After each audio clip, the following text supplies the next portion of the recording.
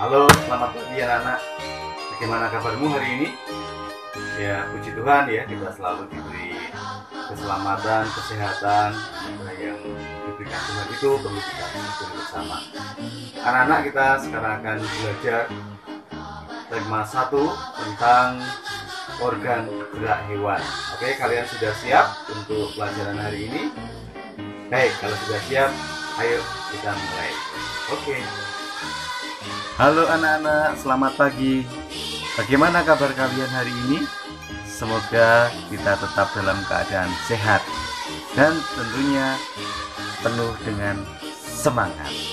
Nah, anak-anak, kita jumpa lagi pada pagi hari ini dengan pembelajaran kita tentang organ gerak hewan. Tujuan dari pembelajaran kita hari ini adalah yang pertama, dengan mengamati gambar cerita, siswa mampu menyusun dan merangkai sebuah cerita secara runtut. Yang kedua, dengan menceritakan sebuah gambar, siswa mampu mengolah informasi dan data menjadi sebuah cerita secara tepat. Yang ketiga, dengan mengamati gambar, siswa mampu menyebutkan organ gerak hewan beserta fungsinya secara tepat.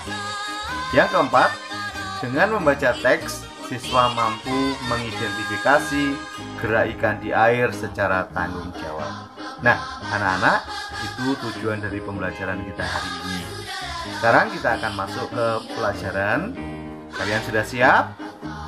Baik, kalau sudah siap, kalian perhatikan gambar yang ada di bawah ini. Nah, anak-anak, kalian bisa melihat gambar ini ada 4 ya, 1, 2, 3, dan 4.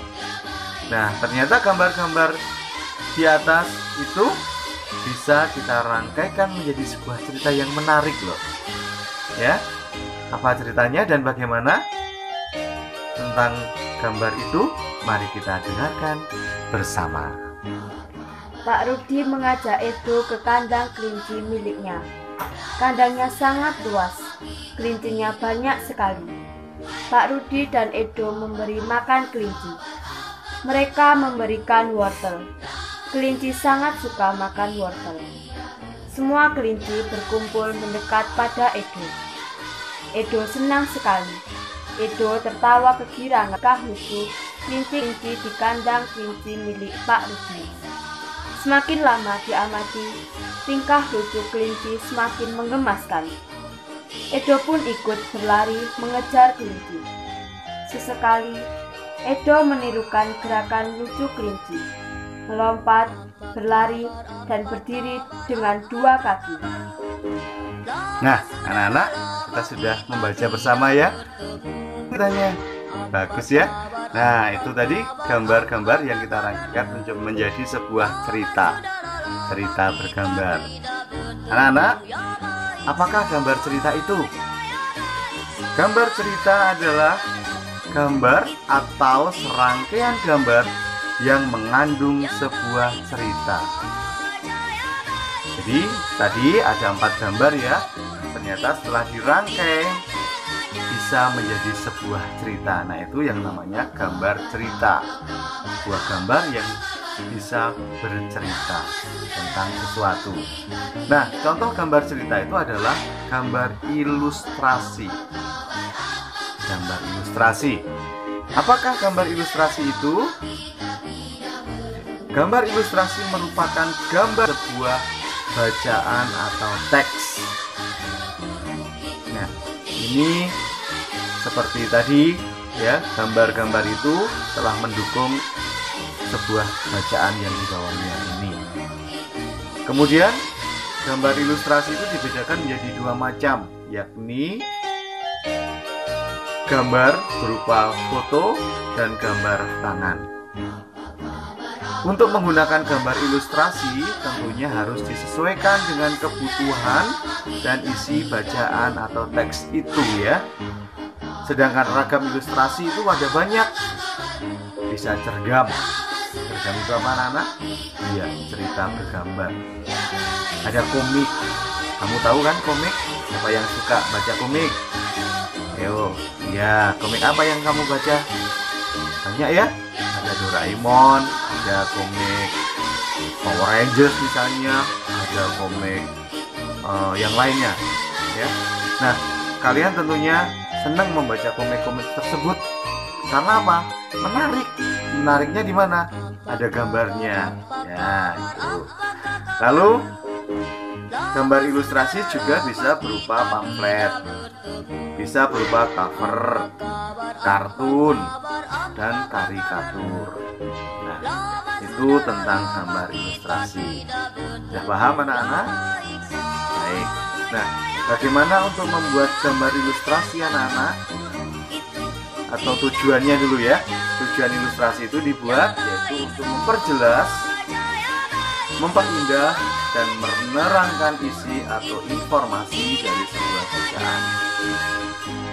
Objek gambar ilustrasi dapat berupa gambar manusia, gambar hewan, tumbuh-tumbuhan, juga bisa saja berupa benda-benda yang ada di sekitar kita. Nah, anak-anak, untuk menggambar ilustrasi itu ada beberapa tahap yang harus kita lakukan. Nah, langkah pertama adalah satu, gagasan. Ya, gagasan itu apa? Gagasan ini harus bersumber dari bacaan. Setelah menentukan gagasan, kemudian menentukan adegan apa yang akan digambar, siapa saja tokohnya, bagaimana suasananya, serta media yang akan digunakan itu apa.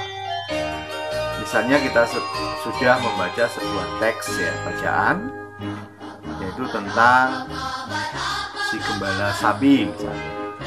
Di dalam bacaan itu, pada paragraf pertama diceritakan misalnya ada seorang anak dari desa yang sedang mengembalakan sapi di sawah.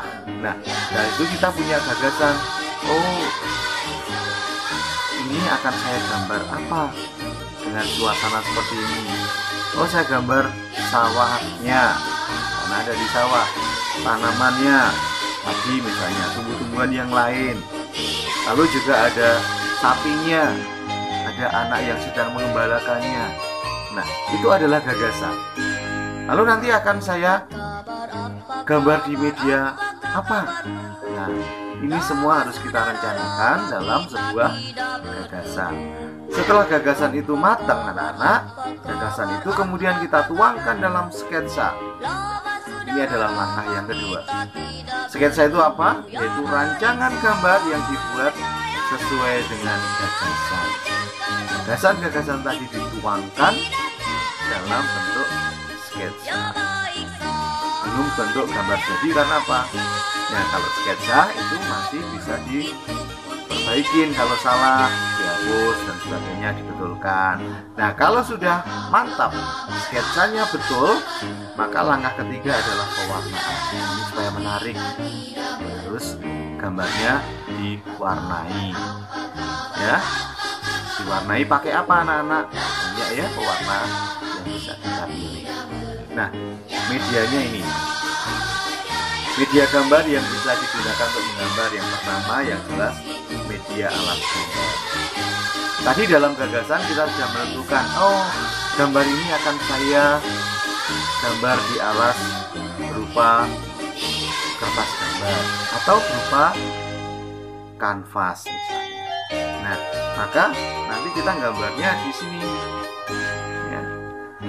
Media alas gambar yaitu media atau tempat untuk menuangkan gambarnya. Setelah sketsa tadi dibuat di media alas gambar ini dengan benar, kemudian kita warnai, yaitu media menggunakan media alat pewarna. Media alat pewarna itu bisa berupa pensil warna, nah ya. Pensil warna itu kan banyak ya macamnya, warnanya juga banyak. Kita tinggal pilih saja kita mau warna apa, sesuai hati kita, sesuai dengan kita, atau sesuai dengan kenyataan juga nggak apa-apa. Misalnya, oh tanah itu coklat, coklat. Oh, daun itu hijau, kita warna hijau. Oh, langit itu biru, kita warna biru. Kita pilih warna yang sesuai. Kemudian selain pensil warna ada juga cat air. Cat air ini kita bisa gunakan juga untuk mewarnai gambar ilustrasi kita. Sudah paham ya anak-anak ya? Itu tentang media yang bisa kita gunakan untuk menggambar. Nah, sekarang kalian lihat. Di situ ada beberapa contoh gambar ilustrasi. Gambarnya berupa binatang. Binatang apa? Kelinci. Ini gambar yang pertama. Ini gambar yang kedua. Ini gambar yang ketiga. Nah, gambar-gambar ini anak-anak itu bisa kita rangkaikan dalam sebuah cerita loh ya. Nanti kalian coba ya. Gambar ini nanti coba kalian rangkaikan menjadi sebuah cerita sesuai dengan pemahaman ya. Ini gambar apa diceritakan. Nanti kalian kerjakan di buku tulis latihan bahasa Indonesia. Oke? Baik. Anak-anak, dan kita lanjutkan. Kita coba perhatikan ini. Nah, ini adalah gambar kelinci tadi. Di dalam gambar kelinci ini, gambar ilustrasi ini, nah kalian bisa melihat kira-kira gambar yang ketiga ini kelinci sedang apa? Sedang melompat. Iya, sedang melompat.